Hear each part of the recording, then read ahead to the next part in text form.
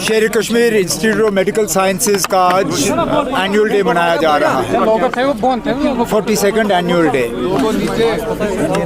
ये अस्पताल बना था इस मकसद से कि जम्मू कश्मीर के लोगों को इलाज हासिल करने के लिए पीजीआई, एम्स वगैरह जाने की ज़रूरत ना पड़े।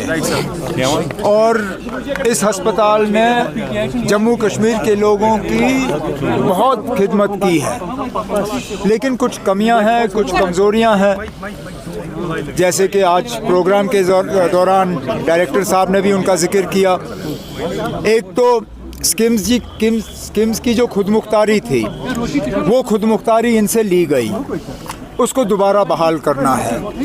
इनका अपना इंजीनियरिंग विंग था, उसको वापस बहाल करना है। इनकी प्रोक्योरमेंट मेडिकल सप्लाई कॉरपोरेशन के ज़रिए होती है, लेकिन उसमें डिलेज बहुत ज़्यादा है। वो चाहते हैं कि मेडिकल सप्लाईज कॉरपोरेशन ही प्रोक्योरमेंट करे, लेकिन वक्त की उसमें सीमा होनी चाहिए, वक्त की पाबंदी होनी चाहिए। अब जैसे मैंने आज कहा, जहाँ पे भी हम स्किम्स की मदद कर सकेंगे ताकि ज़्यादा से ज़्यादा हमारे जो मरीज़ हैं वो यहीं इलाज हासिल कर सकें और उनको दिल्ली, बम्बई, चंडीगढ़ वगैरह जाने की ज़रूरत ना पड़े, यही हमारी कोशिश होगी।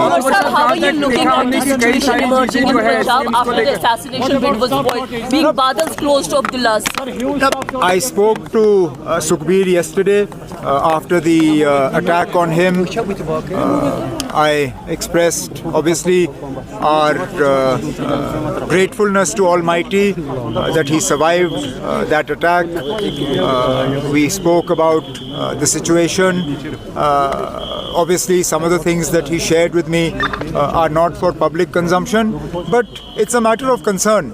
If in daylight hours, a former deputy chief minister, a Z+ category protectee, can be attacked like this, obviously this needs to be looked at. Why is this? How did this happen?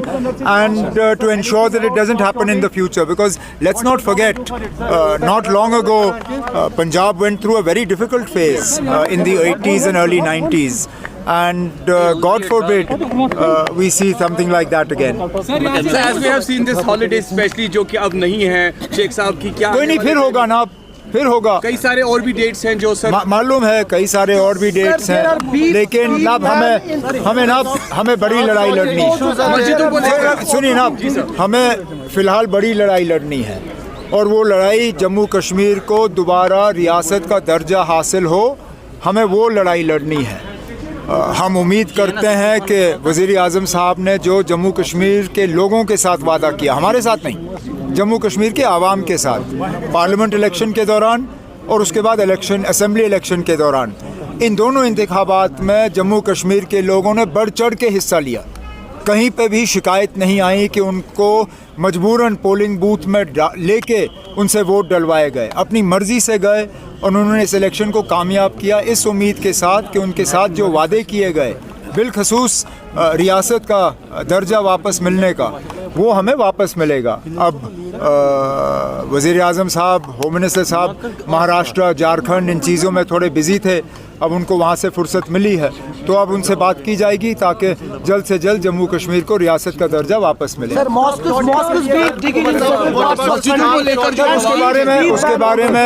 उसके बारे में national conference ने भी बात की, हमारे लीडरों ने भी बात की। इस मुल्क में हर किसी मज़हब के लोगों को रहने की खुली छूट है। हमारे आईन में एक लफ्ज़ है सेक्युलर, राइट। जब तक वो लफ्ज़ हमारे आईन में है, उसका मतलब ये है कि हमारा मज़हब कोई भी हो, या हमारा मज़हब अगर हम किसी भी मज़हब को ना माने, तब भी हमारा इस मुल्क में आज़ादी से रहने का हक़ है। अब ये क्यों एक सोची समझी साजिश के तहत हमारे दरसगाहों को, हमारी मस्जिदों को टारगेट करने की कोशिश की जा रही है? मैंने बार बार ये कहा है, ठीक है ना, आप कहते हो आप मुसलमानों को अपीज़ नहीं करोगे, मत करिए अपीज़, हम अपीज़मेंट नहीं मांगते, लेकिन अपीज़मेंट ना करने का मतलब ये नहीं है कि आप हमें निशाना बनाइए। Don't target us in the name of not appeasing us, don't victimise us. going after our mosques, going after our shrines, going after our way of practicing our religion, you are victimizing us. And this is not the India that Jammu and Kashmir was a part of. This is not the India our founding fathers envisaged. This is not the India that has the word secular in its constitution. जब तक है इसको secular रखिए, अगर नहीं रखना है तो चलिए ना, आप पार्लियामेंट से अगर इसको निकाल सकते हैं निकालिए, फिर क्या.